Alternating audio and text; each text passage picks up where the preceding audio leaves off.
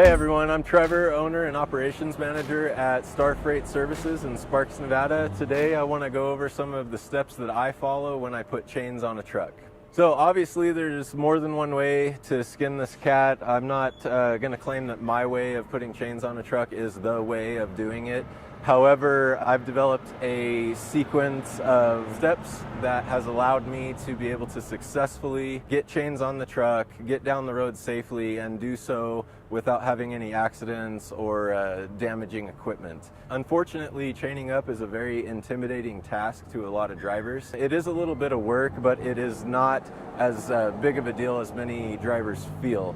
The reason it's such an intimidating task to so many drivers is because a lot of them don't have a repeatable, consistent process that they can follow or that they've been shown to be able to do this job properly and to be able to do it as simply and easily as possible. And so that's what I'm going to share with you today.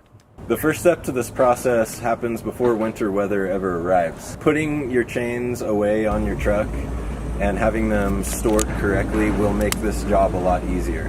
So it really helps if you pull your chains out of the bag, take some time during a 34-hour break or a 10-hour break, lay your chains out on the ground, do a quick inspection, and make sure that they're in good condition. As I start on the tail end of the chain, I grab my first cross link, I skip 2 and grab, skip 2 and grab, skip 2 and grab, skip 2 and grab.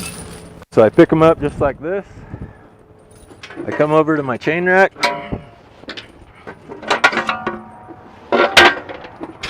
and I drop them just like that.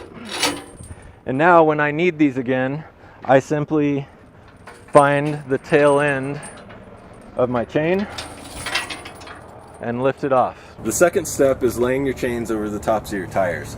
You want the hook end of your chain to be just slightly off the ground on the front side of your tire.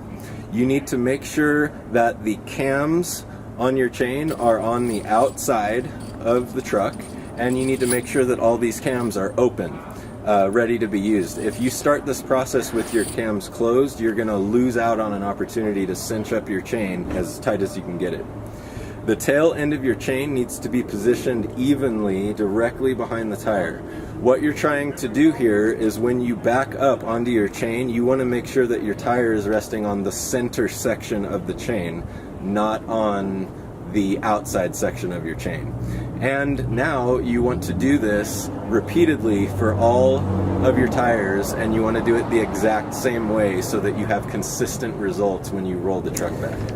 Next thing that you're going to do is slowly back the truck up onto your chains. You're looking to raise the hook end of your chain to about the 10 o'clock position on your tire.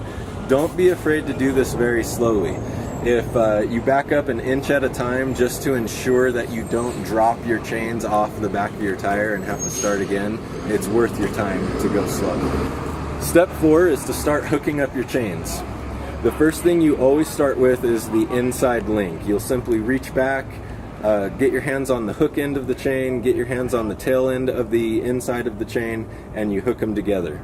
You want to do this first so that you have the freedom to be able to do this easily. It's more difficult to work behind the tire than it is on the front side of the tire, so you always want to start by hooking up the inside first. Now again, you're going to want to hook all your chains up all the way around your truck in the exact same way for consistency and repeatability. The last thing you're going to want to do before you move on is use your chain tool to go across each of your cams on the outside of your tire and latch as many of these closed as you possibly can.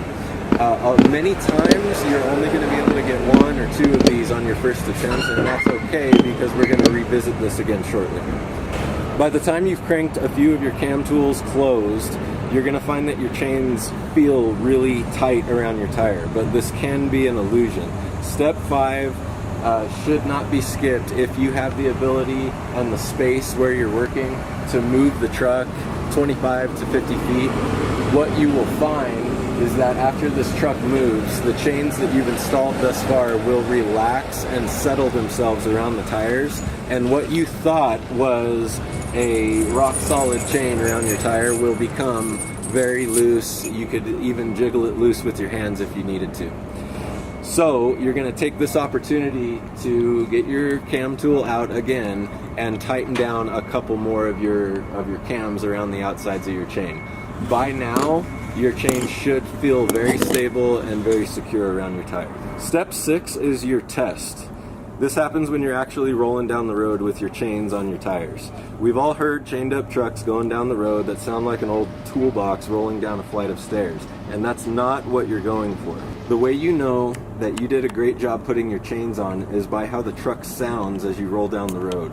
When you're running chains, you should always keep your driver's window cracked so you can listen to the steady hum of some well-installed chains around your tires. Now, when it comes time to removing your chains, you're going to work backwards from the way that you installed them in the first place. You're going to start by opening up the cams around the tire.